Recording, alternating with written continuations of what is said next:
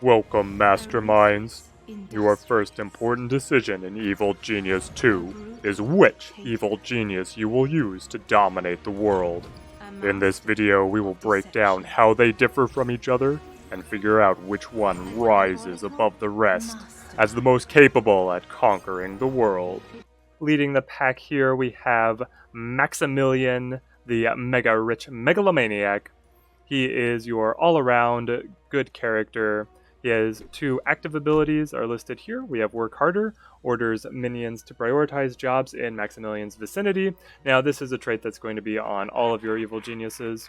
And then his second ability here is Train Faster, instantly completes any minion training near Maximilian. His passive ability is Max knows when to rely on overwhelming numbers, a large workforce. So he is going to get bonuses to how many max minions he can support and how much gold he generates from schemes.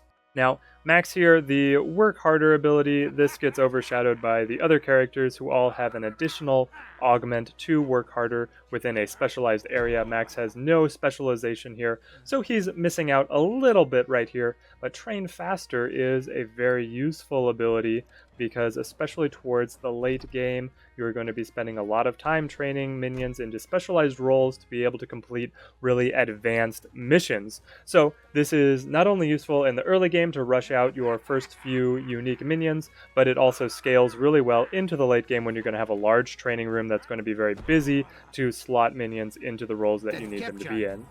And here, large workforce, it's going to be a pretty unexciting ability, but just the passive increase in numbers and gold is always going to be useful. The second option here is Red Ivan, the heavy muscle madman. He is the combat specialized evil genius.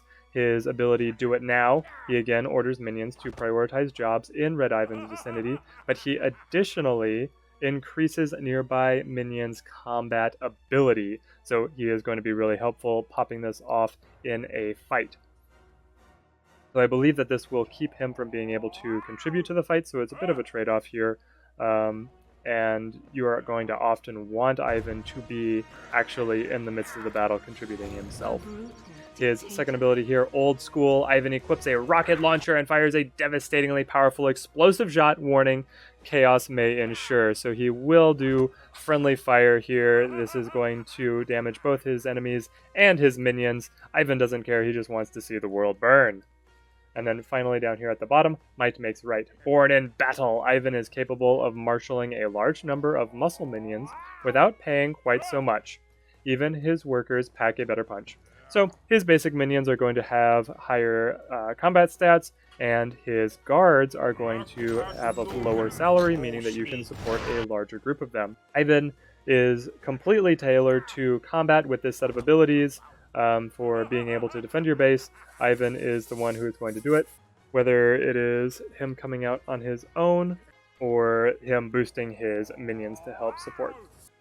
Moving on, we have Zalika. My plans take priority, so she gets the minions to prioritize jobs around her, and then she also gives a boost to her science minions. They get a larger boost to that prioritization.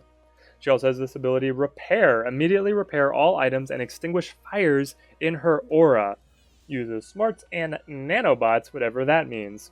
So this ability to repair items is pretty nifty. This is something that usually the Technician minion is going to be taking care of for you. And Technician minions actually don't require any extra pay, but they do require extra training and will detract from your general minion count. So having her being able to step in and fix an important piece of machinery that is really critical to whatever you are working on at the moment can come through and be very useful. Finally, her passive, True Genius.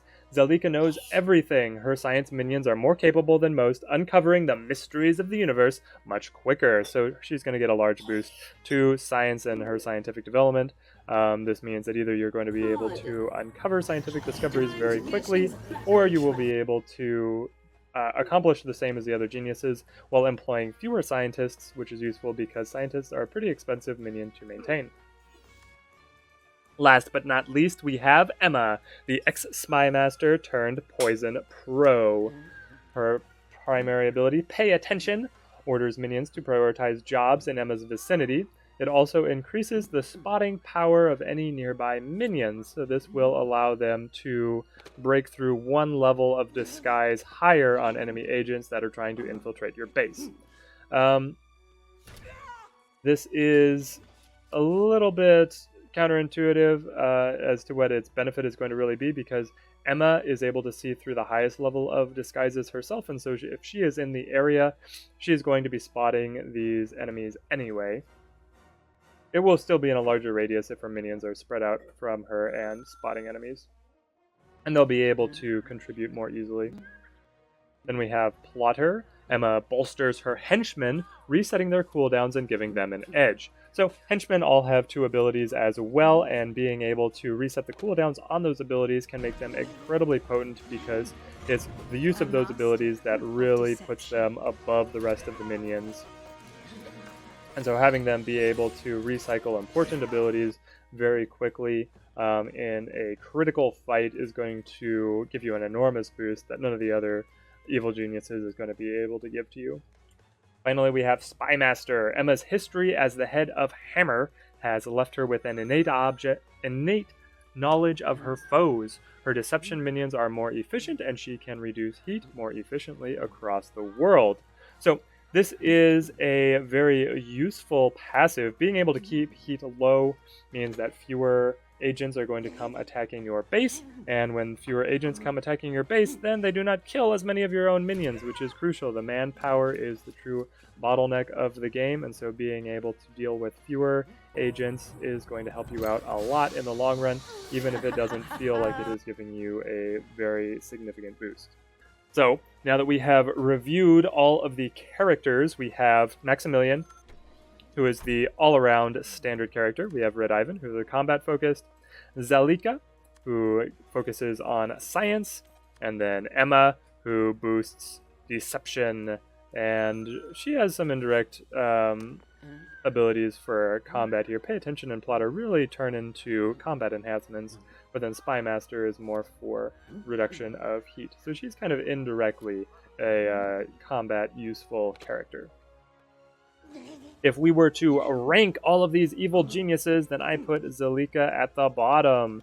Being able to enhance science is really not that significant.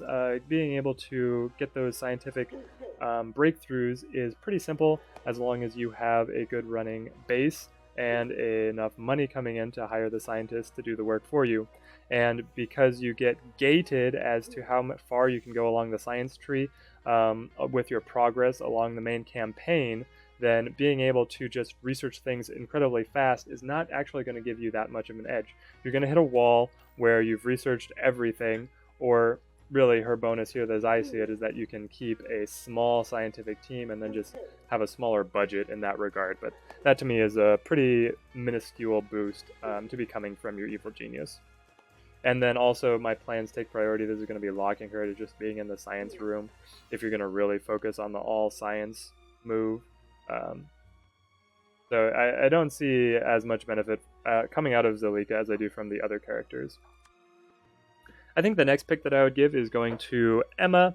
Some of her abilities, they're more late game abilities. They're not going to be giving you as much of a boost in the early game.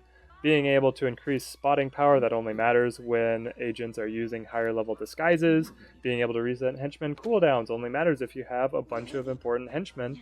And then also being able to drop heat levels is only going to matter when you're dealing with a lot of criminal networks all around the world. So Emma is going to come through. She is going to shine in the late game, but I'm kind of knocking her down a peg because early on in the game she's really not giving you much of a boost. When we climb up towards the top here, I'm putting Ivan as the next best pick. His direct combat ability I would not want to undersell at all. Having an evil genius that you can rely on to be able to defend the lair is incredibly important. Early on, late in the game, whenever you want to be able to make sure that your lair is safe, and the stronger that your minions' combat power is, the fewer of them who are going to die fighting invading agents.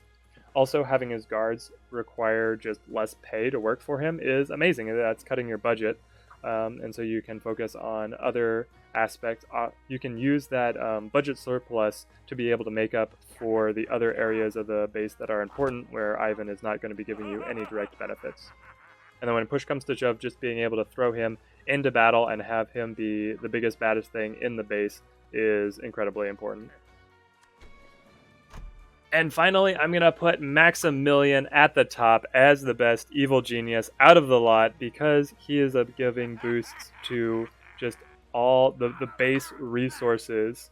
Your most important resources are your manpower and your money, and he's just increasing both of those. So even though he does not specialize into any of the other aspects, because he has the strongest foundation here with a large workforce and the biggest bank account, Maximilian is going to be able to buy his way into victory. He also has really good personal combat abilities. He carries a firearm, which is honestly a little rare in the game, especially early on in the game, and so he can be pretty capable in some of the early combat encounters.